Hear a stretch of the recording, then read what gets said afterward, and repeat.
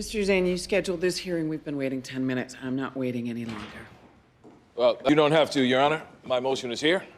Yeah, so waiting 10 minutes, the court waiting for 10 minutes, and then you being late, not a good idea. Not a good chance of you getting a favorable ruling in the end. Not ever happened to me, because I've never had a court wait for 10 minutes while I sat there in a virtually empty courtroom. Better get up here fast. What the hell were you? I'm standing up here with my dick in my hand and you're out having a soda. Well, I've been practicing for 29 years. I've not ever once seen a lawyer with his dick in his hands, and so that's not going to happen. Now, he didn't either, of course, but now could lawyers talk to each other like that at counsel table? Yeah, actually. If you're outside the hearing of the judge or outside the hearing of the jury, that sort of thing can happen, and it's all right. I had something to do. Yeah, well, whatever it was, I hope it's worth almost losing this case over. Motion to expedite trial. I thought this was a hearing on their motion to dismiss. All right, well, so the judge is now clueless as to which motions are actually being heard, that's not realistic, of course. The only motions that are going to be heard at a motions hearing are going to be the ones that are set, and the judge is going to know ahead of time which motions are set. The judge may not actually review the motions and be familiar with them, but at least what motions are being argued, that's going to be predetermined before anybody shows up. So the judge that's not realistic that the judge would be surprised that all of a sudden there's some motion on the docket that she's not aware of. Well, if you expedite our trial, that takes care of their motion to dismiss. Okay, that's just not a thing. That's just not true. If they have a meritorious motion to dismiss, that's not going to be affected and needs to be heard and argued on the merits, regardless of whether they have this fictional motion to expedite trial, which I've not heard of. In the criminal sense, the criminal defendant has a right to a speedy trial. So there can be such a thing in the criminal trial, but this is a civil trial.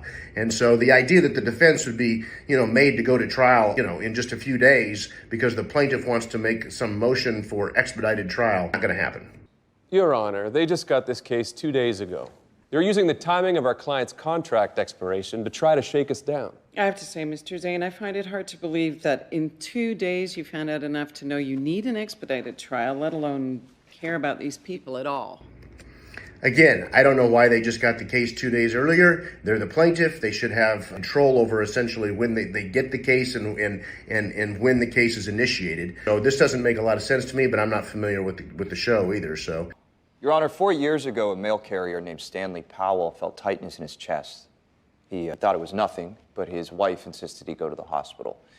When he got there, doctors couldn't find anything wrong, but they wanted to keep him for 1 extra day. And so storytelling like this can be effective in front of a jury. Normally not going to sway or capture the heart of the judge, especially when it doesn't really seem to be that responsive to this motion for expedited trial. The other thing I think that's interesting about this is that in most courtrooms, not all, but in most courtrooms, one of the counsel gets to argue. You can't tag team and have both counsel arguing the motion. But, it's up to the court as to how they run their courtroom. Now, unfortunately, Kelton Insurance refused to pay. So Mr. Powell went home, crawled into bed, and 1 day later he was dead.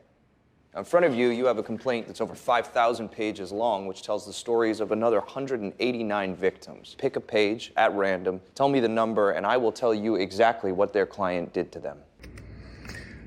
Again, I don't know where he's going with this necessarily as far as his motion for expedited trial. And the storytelling piece is not going to be something that you typically see happen. And then again, if a complaint literally is 5,000 pages long, which I've not seen either, that is even less of a reason then to force the defense to have to go to a trial in an expedited manner if they haven't actually completed all the discovery. Your Honor, are you actually buying that?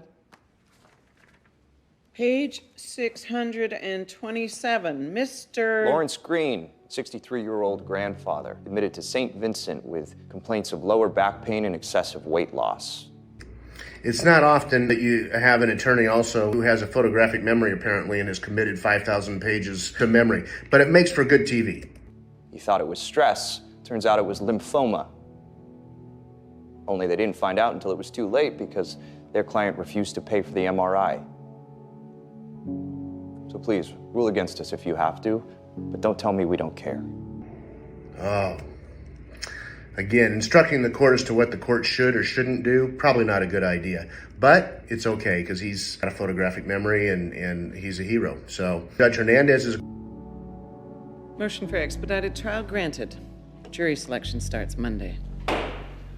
going to pick a jury next week on a case involving 200 plaintiffs and a complaint that's 5,000 pages long. That's not going to happen in real life. For your information, that's what I was doing. And it only took as long as it did because I was also doing something for the one person who has the right to treat me like his associate, but treats me like his partner anyway. Well, if you can forgive me, what do you say I take my partner out to lunch? Oh, that's nice that they made up. And so, anyway, and that'll happen sometimes too between lawyers. They act like humans occasionally.